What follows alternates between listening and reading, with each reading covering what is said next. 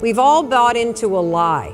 We've bought into a lie that confidence is belief in self. And so when you're in a situation which is normal, where you don't believe in yourself, you're like, oh my God, I have no confidence. You weren't born doubting. You weren't born discouraged. You weren't born thinking negative things about yourself. Those were thoughts that were placed in you and given to you by an external source at some time in your life. It could even be our parents. Don't do that. Be quiet. Sit down. Be a good boy. Be a good girl. Maybe it was criticism you received as a little one that you may not even remember to this day. And one of the greatest hang-ups that people have is the belief in themselves.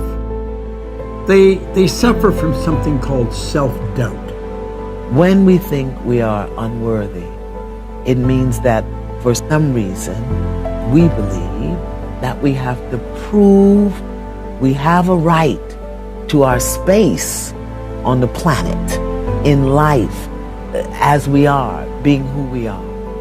And that means that we will do all manner of wonderfulness to prove we deserve to be here.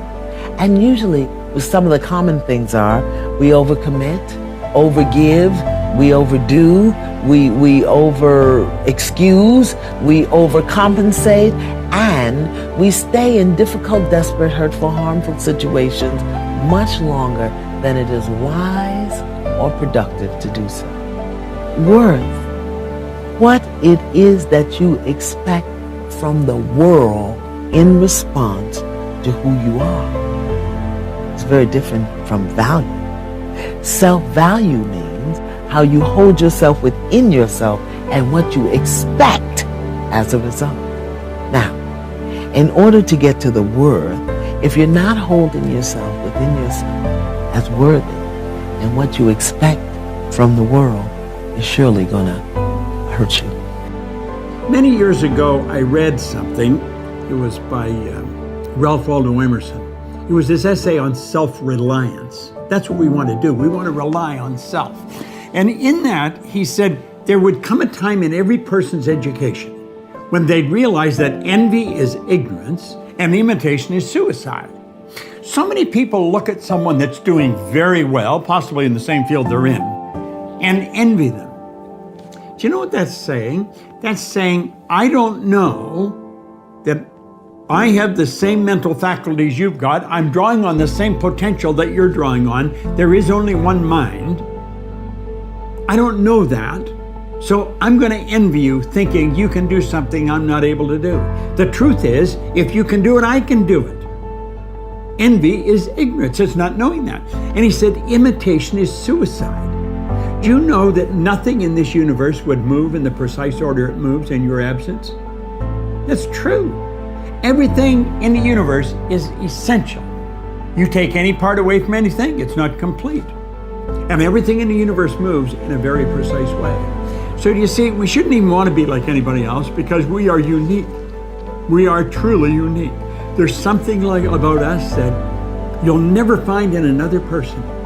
We're unique. And we've got the godlike ability to think.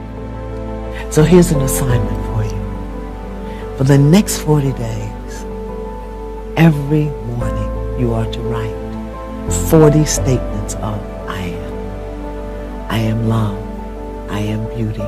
I am peace. I am joy. I am power. I am worth. I am value. I am truth. I am life. I am wealth, health, whatever it is. I am.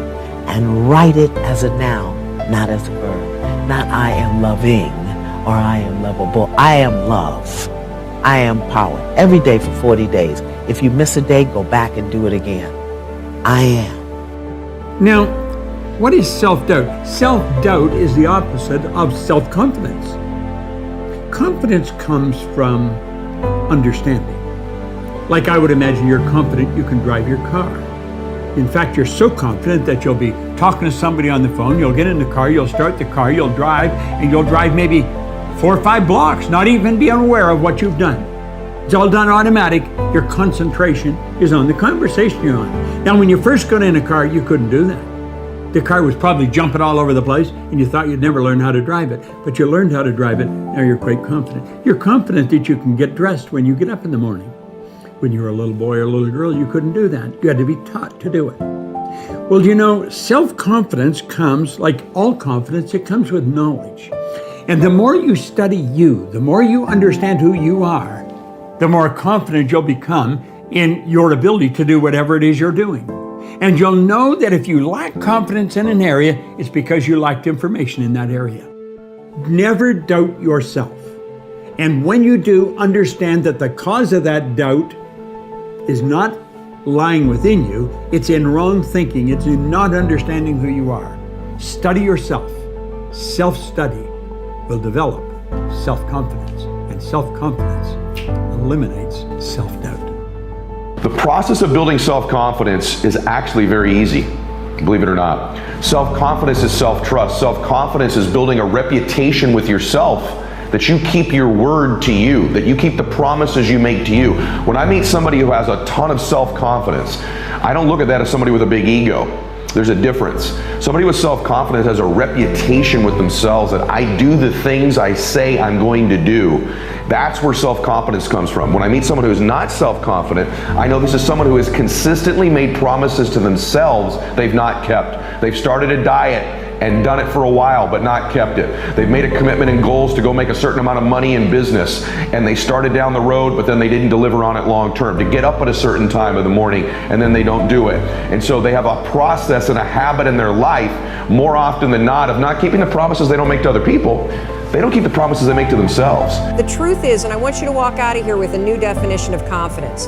Confidence is the willingness to try. Because when you try and you take action, what happens, and what's happened for France, is that when she sees herself taking action, what happens is she sees herself being the kind of person that takes action. So she has evidence that she can rely on herself. And that action is what builds confidence. It doesn't start with belief. The real way for most of us is not to wait to believe, but to push ourselves to act, and through the action you will build the belief. First of all, you have to treat yourself like you matter. Because if you don't, then you don't take care of yourself, and you become vengeful and cruel, and you take it out on people around you, and you're not a positive force. None of that's good. So you suffer more, and so does everyone around you. And there's a malevolence that enters into it. None of that's good. So that's what happens if you don't treat yourself like you matter. Your number one job is to become more of yourself and to grow yourself into the best of yourself. And then, well, what happens if you don't treat other people like they matter? Well, you lie to them, you cheat them, you steal, you enter into impulsive relationships with them. They can't trust you. That doesn't go anywhere. They don't like you. You end up alone at best, and maybe like incarcerated at worst. Like, that doesn't work. And so you watch the people around you who thrive, regardless of what they say.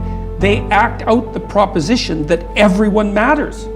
And then you have a functional society. And I think, okay, well, if when you act out the proposition that everyone matters, you have a functional society, maybe that's evidence that that proposition is true.